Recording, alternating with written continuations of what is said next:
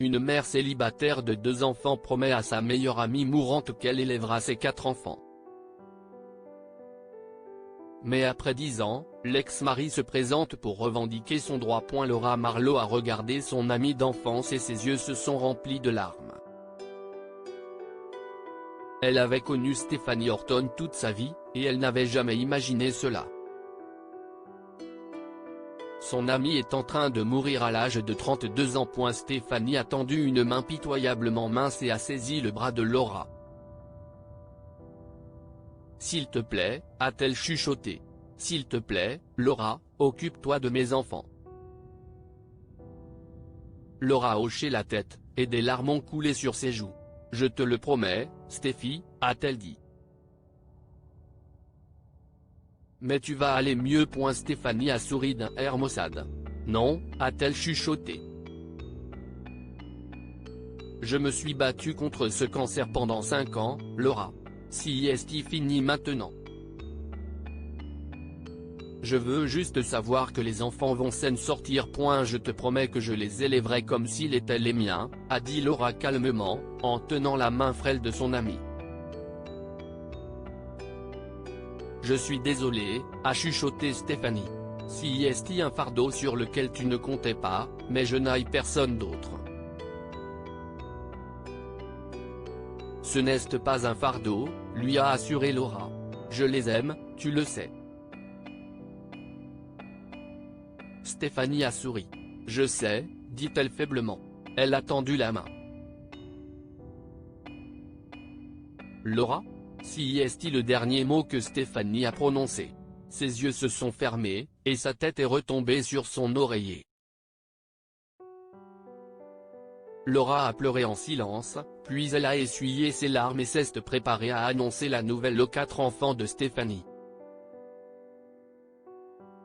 Le mari de Stephanie était parti 3 ans auparavant, incapable de faire face à la santé défaillante de sa femme. D'une manière ou d'une autre, Stephanie a réussi à travailler et à élever ses 4 enfants. Chloé avait maintenant 8 ans, Cara 6 ans et les jumeaux, Charles et Cory, 5 ans. Stephanie avait été diagnostiquée juste après la naissance des jumeaux, et ils avaient vu leur mère malade toute leur vie. Les 4 enfants étaient assis tranquillement dans la salle d'attente. Chloé a levé les yeux quand elle a vu Laura. « Tante Laura ?»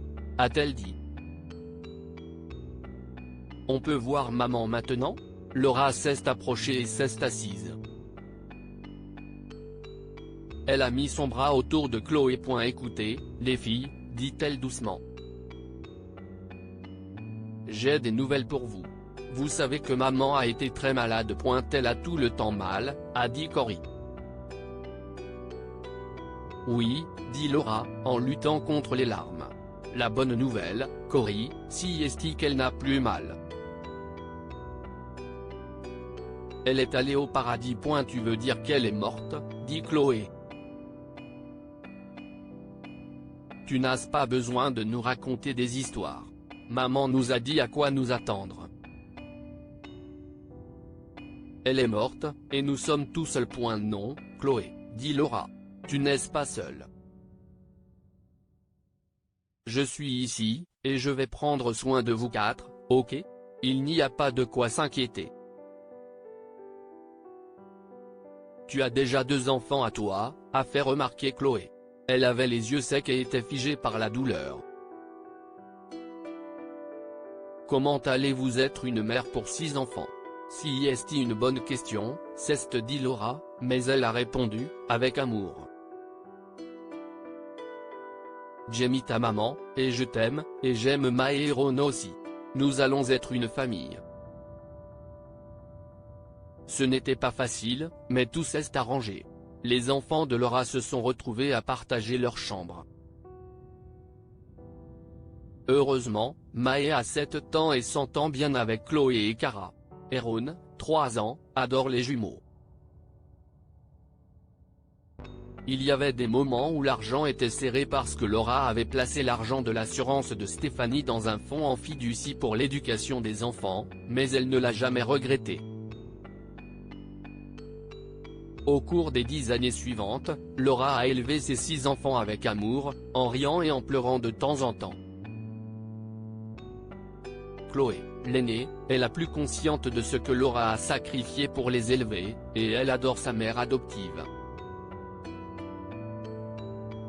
Cara, Cory et Charles l'appelaient maman Laura.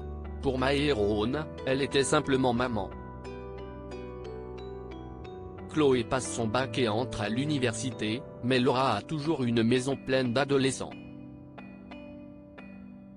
Lors de sa remise de diplôme, Laura regarde Chloé avec fierté. « Tu ressembles à ta mère ». Elle l'a serrée dans ses bras. « Elle serait si fière de toi ». Chloé l'a embrassée en retour. « Merci », a-t-elle chuchoté. « Je t'aime, tante Laura ». Elle a couru vers l'endroit où ses frères et sœurs se tenaient, prenant des selfies et s'amusant. Soudain, Laura a vu un homme marcher vers elle, et elle a eu le souffle coupé. C'était William, l'ex-mari de Stéphanie.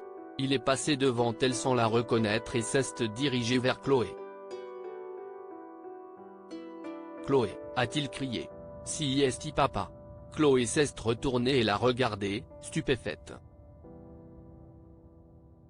William tend les bras vers les 6 enfants. « Cara, Cory, Charles. Je suis là. » Chloé a fait un pas vers lui. « Qu'est-ce ce que tu veux ?» demande-t-elle. « Je veux mes bébés », dit William en souriant. « Je suis venu pour te ramener à la maison. À la maison ?» a demandé Chloé. « Nous sommes à la maison avec Laura. Si est notre maman maintenant. Je suis votre père », a dit William. « Je vous aime. Tu nous aimais il y a 10 ans ?» a demandé Chloé. « Parce que si est quand on avait besoin de toi, quand maman est morte. »